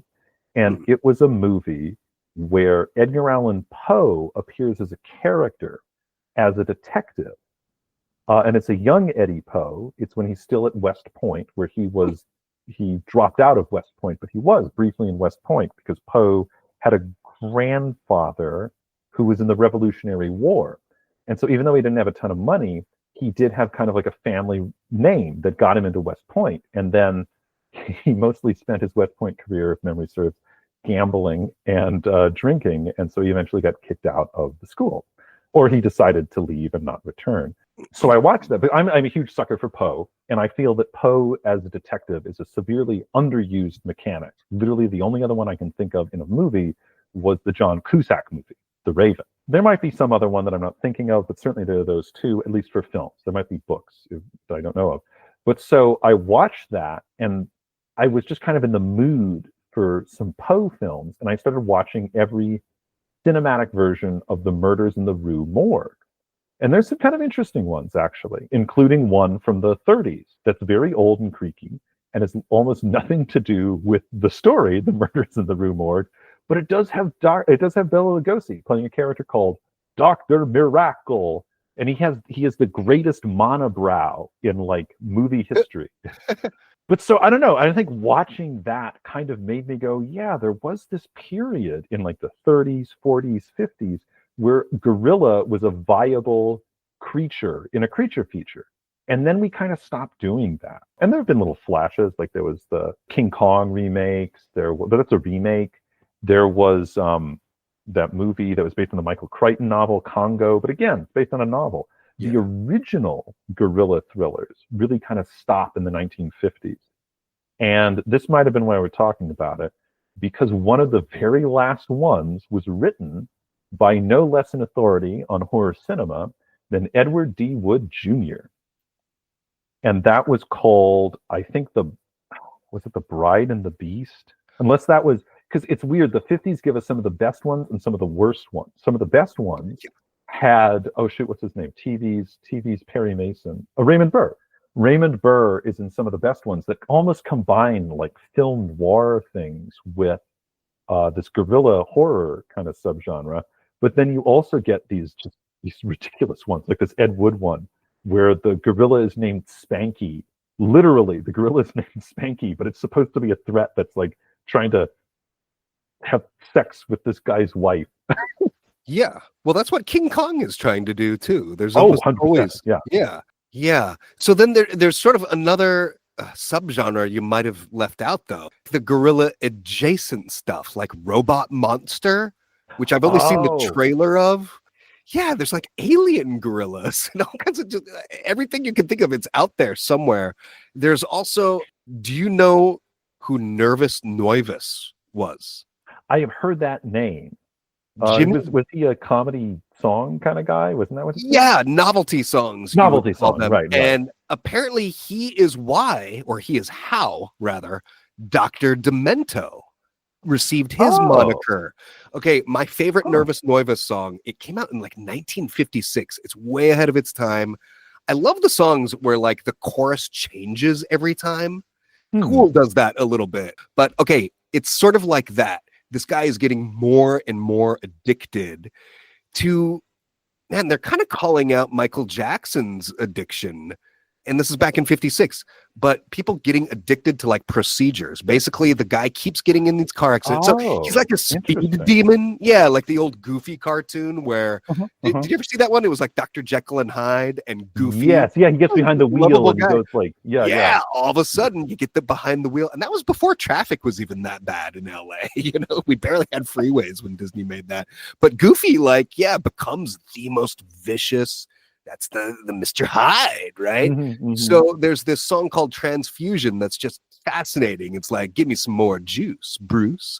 Give me some more blood, Bud. See, every time he comes back to the chorus, it's a little different, but it's this addiction, not only to being a speed demon, but he's kind of getting into these accidents because he likes the blood transfusion. He likes the procedure. He likes being put down. So that song was just considered like weird, fringe. Dr. Demento kind of gave it life again. He resurrected it. He played it at some point in like the 60s, 70s. And another DJ who I think back at that time was a little more established than Demento was like, hey, he wasn't using that name yet. I forgot Demento's real name, but this guy's like, hey, this guy played Transfusion by Nervous Noivus. You have to be demented to put that on the air. So I became a fan. I kind of went through a big 50s phase because I was working at like a hipster indie nightclub, and it's I'm spending all this time with these like indie Echo Park hipsters who are like barely even dressed. They show up drunk, they show up late, and I'm like, hey, 3:00 in the morning when I get home after all this, I'm gonna watch some 1950s surf bands play a show wearing 3-piece suits. And I bet they showed up on time to their sound check and not drunk either. You do that after the show. It just, so then as soon as I got Sirius XM, I would tune it after I'd drive home after hearing all this hipster indie stuff, which of course there's a lot of good stuff out there. But I mean, come on, living in Echo Park in 2011 to this Time Out magazine. You're getting the good and the bad. You're getting flooded with it. Yeah, oversaturated. Right. Time Out magazine did it because they were like, hey, Echo Park is the hippest neighborhood on earth. So of course every wannabe poser in Orange County like me moved up to Echo Park. But I'd at least done it a little bit before that article came out. So the point was, I started listening to all these 50s songs, Sirius XM. They've got like the 50s channel, 60s channel, you name it. And they play a lot of cool stuff like Nervous Noivus. And okay, make a long story even longer, he's got another song that I discovered called Ape Call. I'm looking it up now, and it is about, it seems like he's speaking to that primordial, we're all kind of apes, especially if there's a woman involved. Look at this line that I never even noticed. Sometimes it's hard to make out what he's actually saying, just listening. Sure. Adam was the first boy in the land, a big Malarooney daddy with an iron hand. But when little Eva said, hiya, man, ape call, doodly up, don't be a cube rube, go ape. So it's about aping out. And it's just fascinating. He even brings up Adam. I don't know what on earth a Malarooney is. You got me. It's a bit too esoteric for me, I guess. I do think that that's part of what was so attractive about the guerrilla thriller to begin with, is that it did kind of, like in symbology, again, to kind of bring it back to the occultist sort of stuff, in symbology, different animals obviously have different meanings. The ape or the monkey, when it appeared in stories, tended to refer to primordial man or a mockery of civilized man. It was sort of like a parallel. It was almost like, this is what you could be. This is what you were. This is what you can kind of like devolve to. It wasn't so much like the evolutionary theory, because it predated that by a few hundred years, but it was more kind of like they had a sense that these things looked like us. And so it was almost like this is like the early draft that is more of a slave to its passions. This is the early draft of humanity that lacks reason and intellect. And then obviously when Darwin comes along and we start, on man's descent from the apes, and then actually on the descent of man. So that just kind of runs parallel to that symbology. And I think that that is part of what was picked up. It's kind of like a lot of horror is really about the scary thing is us in some capacity. It is what we can fall to. Like we were talking about slashers earlier. Part of, I think, what makes a slasher scary is that it is a human opponent. It represents what people can become if they are completely unbridled from the things that restrain them. They just say, hey, I'm just going to kill with impunity because I can, because who's going to stop me? I don't believe in a morality system or whatever. Or just my psychology is snapped. Whatever it was that kept me in check has like dissolved inside of my brain and my psyche. So I've fallen onto this more kind of like basic instinctual self. And so the gorilla, I suppose, as a kind of an ape, was that stand-in at the time. And I think what kind of killed it was as time went on, and gorillas are and the great apes in general, a lot of them, the African ones, they're in Central Africa.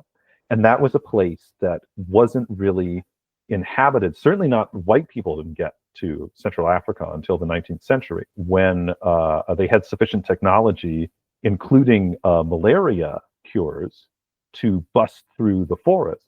So gorillas, for the longest time, and chimpanzees only existed as almost like, they were like cryptids. They were things that Europeans kind of heard about and were like, is that real? Like wild men that live in the jungles here? And because they were kind of isolated in little pockets, I don't exactly know what sort of like the tribal relation to them would have been, but they lived literally in the forest. They weren't like around towns and whatnot. So I don't know exactly what in sub-Saharan folklore their relationship would have been. They might have even treated them somewhat like cryptids. So when the guerrilla thriller starts up close to the beginning of the 20th century, the gorilla was still kind of exotic. People didn't quite know what they were just yet. And then as we hit like the 50s and beyond, we've seen a bunch of stuff. We've gone through these world wars. And also gorillas, you can see them in zoos at that point. They're not, it's not just about waiting for a circus to come to town and maybe you see one, maybe you don't, maybe you just hear about it. No, now they become much more accessible. And I think they became much less scary at that point. And so it stopped being like the go-to creature, but there is still something there in that animalistic quality. So that might be why they do still kind of pop up a little bit here and there, like you say, with the robot monster. Now, the more cynical side of me also says, because there were so many of them around, probably just they had a gorilla suit. And they're like, we need a monster, quick! Smacking their coke-stained gums. That gorilla. Oh, but we can't just have a gorilla. I know, put a fishbowl on his head. Give him some antenna. Ooh, he's an alien now. Perfect. I saw like an Onion article headline. It was just a picture of this nasty wrinkled trench coat, and it's like, hey, nasty wrinkled trench coat celebrates its 400th production in a detective community theater production. Exactly. That's a really interesting point about the exotic nature and how rare they were to see. I know some Bigfoot enthusiasts, they love to use this as like proof, hey, nobody believed that the silverback gorilla was real. Right. Because there were a couple sightings here and there, especially by Europeans. But before photography, who would have believed them? And Poe, going back to him, he made really interesting use of the orangutans, I believe, in Hop Frog. I mean, talk about horror, and the calls are coming from within the house. It's us, it's the beast within. Yeah, no, exactly. And yes, the orangutan was also the ape in Murders of the Rue Morgue. Sorry to give a spoiler alert for a 200-year-old short story. But it was an orangutan because chimps and gorillas were so unknown to like Europeans and Westerners in general that the orangutan was the one that we were the most familiar with. But even orangutan, I think it comes from a Southeast Asian word that means something like wild man of the forest. Orange. Isn't orange in there somewhere? Possibly. And Bill Maher got sued by Donald Trump, I think unsuccessfully. It was laughed out of court. But because he compared him to an orangutan, and people frequently refer to him as like the orange guy or... but it seems like orangutans are, I think there's some etymological, it has something to do with their reddish orange color. Yeah, that makes sense because they are notably red-haired compared to the other apes. But that was the go-to ape. But I think Poe was able to use them in some of these stories because even then they were kind of exotic. And I feel like King Kong came out of the same kind of thing. King Kong was based on reports early because King Kong's very early. King Kong's pre-code, right? King Kong's like 33. And you brought up like the bestiality component. Yeah, 100%. The theatrical King Kong is not the one that people saw for decades after because it had Kong sniffing Fay Wray's dress, which was a no-no. That got cut out after 1934. And it also had images of Kong stepping on natives and crushing them with a giant foot, which was deemed too violent after 1934. So Kong was edited a little bit. It was an edgy film for its time, and it was partially inspired by, people coming back with these reports about gorillas and about Komodo dragons in like Indonesia, which again, kind of an exotic creature. And I think that's why they threw in the dinosaurs that he fights. Right. Willis O'Brien animated. I mean, I saw it as like a grown-ass adult. And I remember the scene where Kong is like snapping the neck. The claymation Kong is snapping the claymation neck of the Tyrannosaurus. And I was even like, whoa, I don't know. They got like a really good sound effect mixed in there because for like a movie that's approaching 100 years old, that still is like mildly jarring. Good job. So I see why that was something that they trimmed in later versions because audiences in 1933, I think, were probably floored by a film like that. Yeah, definitely a masterpiece. I liked the Jack Black version a lot as well. Did you ever catch that one? I did. I saw bits of it, and I liked that. I did. I felt like it was nice that they set it in period. It was nice that they kept it there. It gave it like a retro vibe that made it seem like a labor of love, which, again, because I liked the original King Kong, I really appreciated. And it was a good cast. It was a solid cast. Jack Black, I think, was actually pretty effective in that role. He comes across as kind of like that blustering, arrogant, charismatic showman type. It was a good fit. Yeah, the very opening shot is like the best acting I've ever seen him do because it's like a slow pan, and you might see because he's screening a movie for the studio executives or whatever. Yeah. And so it's like we see a little bit of the movie. We see maybe some of the other people sitting there smoking, whatever, watching it. And then it goes to him, and we just see the anxiety on his face. He's just freaking out. What are they going to say? What are they going to think? Kind of an underrated actor. And his mom was like a bigwig at NASA, Judith Cohen. She was like an engineer. Yeah. Huh. So it's weird. Like we were talking about Paul Rubens and his sister. It's like, usually the more famous one of the family is not the one who necessarily contributed the most. Right.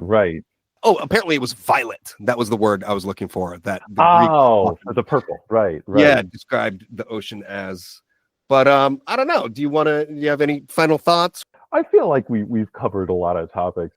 We were saying earlier, we have to define things, by instinct, as it were, whether we need to or not. Mystically speaking, there isn't a separation between anything. But in the mundane world, we have to end somewhere. So the Hemingway thing, you don't want to drain the well. You leave just enough so that you can always go back. Good. There's always another episode okay. Well, last one then. Is it true that you were almost recruited by the Klan? I was, I guess you could say, propositioned in me wayward youth. I might have indulged in the adult beverage here or there. And I remember there was one evening where I was responsible. I'd taken a cab back from one part of town to my part of town.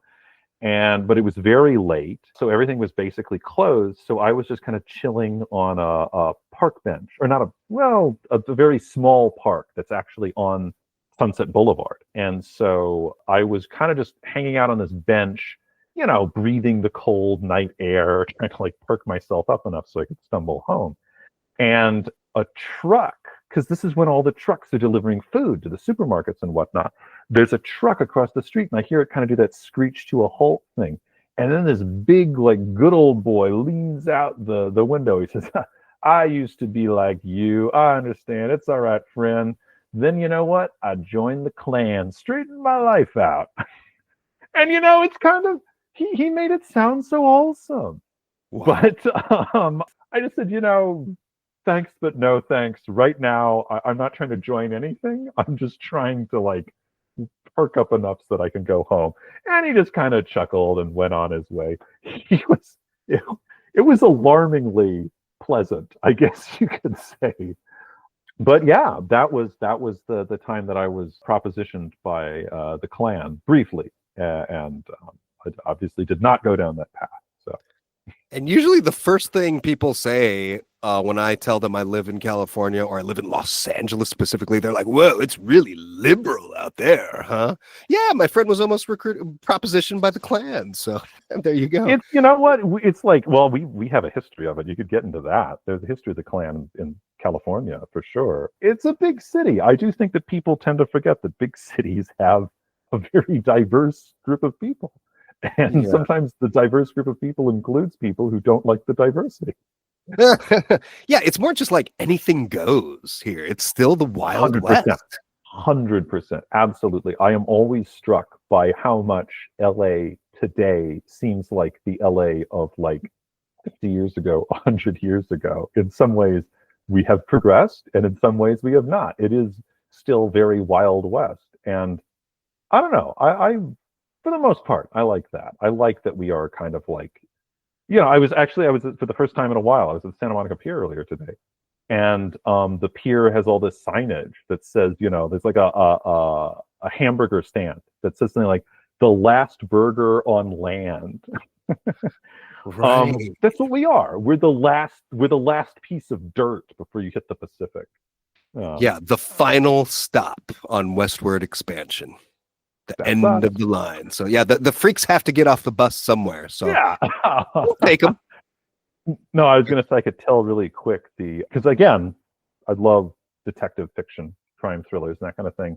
And Raymond Chandler is one of my favorite writers. And I was going to say James Ellroy. I love James Ellroy too, a little more modern. If you haven't read a book of his, I love his LA Quartet. I love, Big Nowhere, LA Confidential, Black Dahlia, which is another kind of infamous killer case.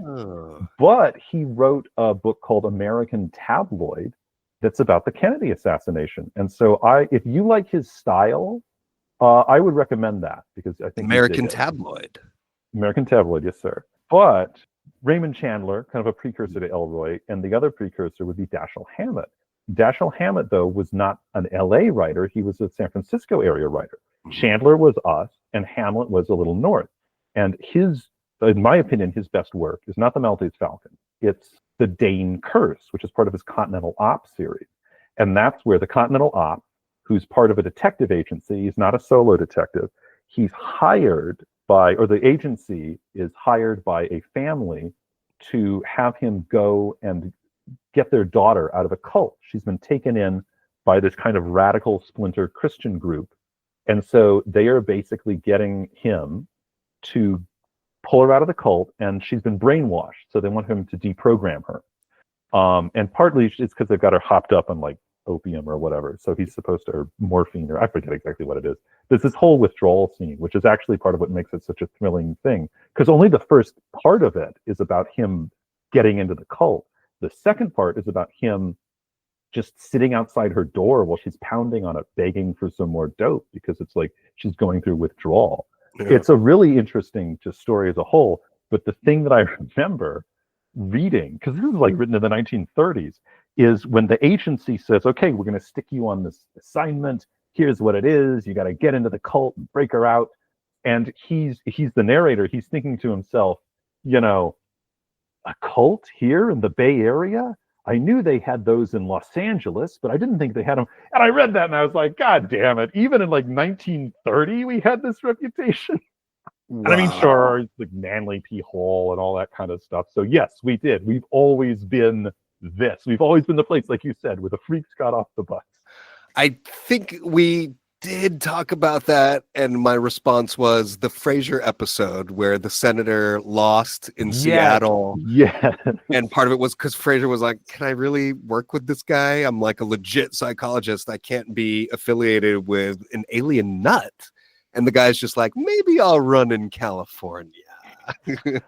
I also recently saw there was an episode of The Munsters where Grandpa Munsters, like the Dracula, he's also a mad scientist. He's trying to there's the most human member of the Munster family is the cousin, I forget her name, but she has some kind of illness or whatever they believe. So Grandpa is trying to cure her, but he ends up just levitating her for a minute. And then Lily Munster, the matriarch of the family, she's just like, no, it's not working. Let her down, let her down. And then she turns to Herman, her husband, who's always at odds with Grandpa. And she says, Herman, I think you're right. Grandpa's cures do more harm than good. He's really got to stop practicing medicine, or at least get a license to practice in California. My God. Did you ever go to the Museum of Death? No, actually, I haven't. I know of it, but I've never been to it. It's gone through several different incarnations. I really wanted to see the Roz Williams exhibit, the guy from Christian Death who had killed himself. But I wound up catching it during the Heaven's Gate exhibit. So it was kind of weird. It was just basically a bunch of beds. You know, they've got their permanent collection as well. But I remember them being so mean on the way in. They're not even dignifying us with eye contact at first. It's like, hi, is this the Museum of Death? And it's just like, are you aware it's extremely graphic? It's like, duh, that's why we just drove 2 hours. Yeah. Come on, I've been wanting to come here for years. Let us in. So maybe that's the guy's whole shtick. You give him a hard time on the way in because that's part of you got to get the whole experience, right? It's sort of like in grad school, isn't there a rule? You got to have your thesis rejected 3 times. I was thinking the other side. As a teacher, you have to start the semester strong, because it's better to give mercy at the end of the semester than to try to be the cool professor at the beginning and end up having to crack skulls at the end of the semester, right? So I've been doing it backwards this whole time. But the woman on the way out, she's just like, it wasn't like, hey, what'd you guys think? It was more just like, have a nice life, because that's what this place is. It's a celebration of life. Thank you very much for having me on the Colin Kramer Experience. My pleasure. It's the Colins now. Have a good night.